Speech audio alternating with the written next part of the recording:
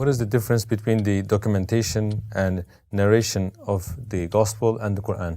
The major difference you will find is that there's a chain of narration with the Qur'an. In fact, the scholars of Islam, like for example Ibn al-Jazari in his very famous work called Tayyibat al-Nashr, he says that in order for something to be considered to be Qur'an, it has to fulfill three criteria. Number one, it has to have a chain of narration which is mass transmitted. Number two, it has to be in line with the classical Arabic at the time of the Prophet Muhammad sallallahu alaihi wasallam. And number three, it has to be in line with the Uthmanic script. Okay, so these are three things that have to happen. This is triangulated method. So we have a chain of narration. We have the script of Uthman. These are all things that we have. We have the language of the Arabic language of the Fusha, the classical Arabic has been preserved.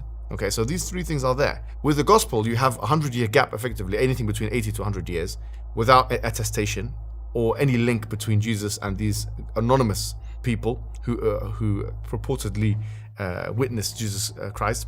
80-year gap, no chain of narration, all kinds of manuscripts, contradictory manuscripts, variants which contradict each other, not just that they vary, but they contradict each other and vary, and there's no such thing as script, and they didn't have even a memorization culture.